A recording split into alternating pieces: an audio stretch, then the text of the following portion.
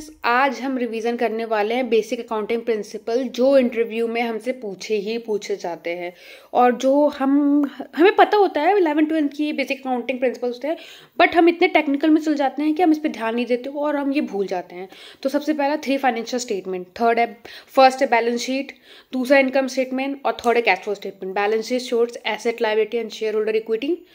Income statement shows company's revenue and expenses. Cash flow statement show cash flow from operating, investing and financing activity.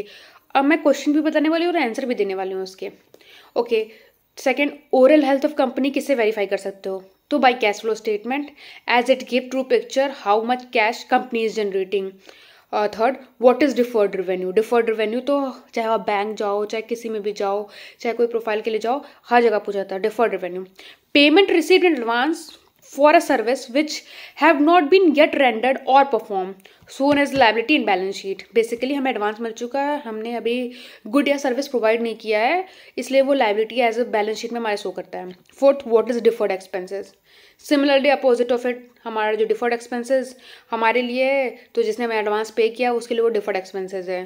तो similarly वही, payment has been made but will not be recorded as expenses and will be recorded in future. What is accrued income? अब accrued income क्या होता है? Deferred revenue और accrued income में difference भी पूछा जाता है। Accrued income, income which has been earned, there is right to be received amount but it is not yet recorded in general ledger. Okay, accrued expenses, expenses that has been incurred but for which there is not yet any expenditure of true documented. A journal entry is created to record accrual expenses. Basic accounting equation जो हमने 11th में पढ़ी है कि asset is equal to liability plus owners equity. Common errors of accounting, error of omission, error of commission, error of principle. Omission record करना भूल जाना, commission गलत तरीके से रिकॉर्ड कर देना, प्रिंसिपल नेचर गलत रिकॉर्ड करना। Difference between accounting and auditing, accounting all about recording daily business activity, whereas auditing is checking that whether all the events have been noted down are correctly or not. अच्छा, मैंने सारे notes बनाए, अगर आपको चाहिए होगा तो आप मुझे कमेंट करके बताइएगा, मैं ये सारे पिक्चर्स आपको पर्सनली वो कर दूंगी, दे दूंगी। 10th, fictitious एसेट क्या होता है? Asset that can not be seen और touch, example goodwill, trademark, right, ETC. Inactive account और डोरमेंट अकाउंट में difference, inactive account close and can not be use in future, where as dormant account currently not in use but can be use in future.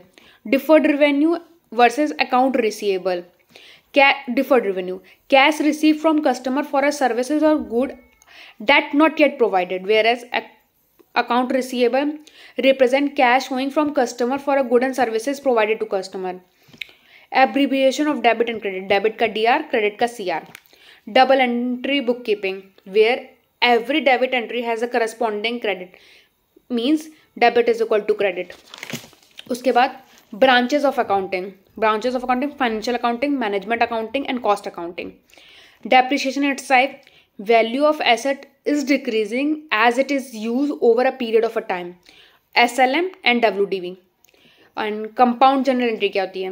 More than one debit and credit entry, or more than one debit, single credit, more than two credit and single debit, or both more, where more than one debit or credit entry is passed, that is compound journal entry.